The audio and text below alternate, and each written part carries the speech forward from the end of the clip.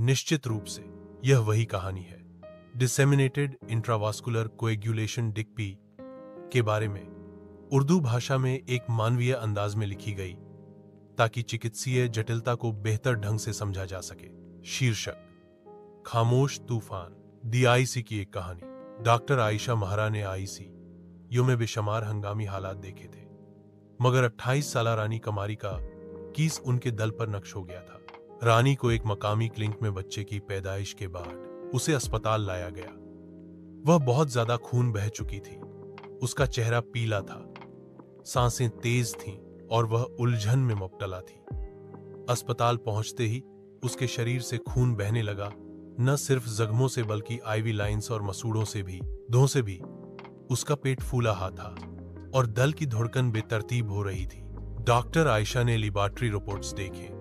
Plate Leeds की तादाद बहुत कम थी, फाइब्रिनोजन की सतह भी गिर चुकी थी, डी डाइमर और ईएफटी पी की सतह बहुत ज्यादा थी, पीटी और एपीटीटी टेस्ट लंबे हो गए थे, तशखीस वादिह थी, डिसमिनेट इंट्रावास्कुलर कोएगुलेशन डिक। रानी के जिस्म ने अंदरूनी तौर पर खून जमने का अमल शुरू कर दिया था, जिसकी वजह से उसे जिस्म के छोटे छोटे खून की नालियों में माइक्रोथर्म्बस, छोटे थके बनने लगे। अंथुकों ने खून के जमने के तमाम जरूरी अज्जा इस्तेमाल कर डाले और नतीजा ये निकला कि अब वो अंदरूनी और बैरूनी तौर पर खून बहा रहे हैं। वो खून बहा रही थी। डॉक्टर आयशा ने फौरी इकदाम किए, खून की मुख्तलिफ इश्काल मंगवाई, प्लेटलेट्स, फ्रीश फ्रोजन प्लाज्मा और क्रायोप्रेसिपिटेट। मुमकिन इन्फेक्शन के लिए एंटीबायोटिक दी। रानी को वेंटिलेटर पर डाला गया। पर्स को चीक किया गया कि कहीं कुछ अंदर ना रह गया हो। उसका जिस्म एक तूफान से लड़ रहा है। डॉक्टर आयशा ने रानी के शौहर रुई से कहा, जो आंखों में आंसू लिए खड़ा था। जिस्म का वो निदाम जो खून को रोकने के लिए होता, यह जांच लिया गया कि कहीं कुछ अंदर न रह गया हो। उसका शरीर एक तूफान से लड़ रहा है। डॉक्टर आयशा ने रानी के पति रवि से कहा, जो आंखों में आंसू लिए खड़ा था, शरीर का वह तंत्र जो खून को रोकने के लिए होता है, अब खुद ही खून बहा रहा है। अगले 48 घंटे नहायत नाजुक थे। टीम मुसलसल रानी को संभालने में लगी रही। खून की रिपोर्ट्स हर घंटे बाद ली जा रही थे।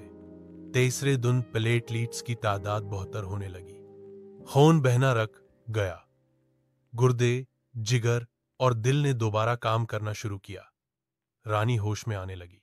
रानी बच गई, लेकिन उसे वह दिन याद नहीं रहे जब उसका अपना खून उसके खिलाफ हो गया था। डॉक्टर आयशा को वह सब कुछ हमेशा याद रहा। कब? क्योंकि डिक कोई बीमारी नहीं है, बल्कि एक गंभीर जटिलता है जो सेप्टिसिमिया, घाव, कैंसर या प्रसव के किसी बड़े संकट के परिणाम स्वरूप उत्पन्न होती है। यह शारीरिक संतुलन के बिगड़ने का संकेत है। जब रक्त जमने और बहने के क्रियाकलाप लम्हे-हम आहंगी खत्म हो जाती है। सबक: डिक एक खतरनाक हालत है जो किसी और बीमारी के नतीजे में होती है। उसका इलाज सिर्फ अलामती नहीं, बल्कि असल वजह को खत्म के बगैर मुमकिन नहीं। वक्त पर पहचान और मुनासिब इलाज ही जीवन बचा सकता है।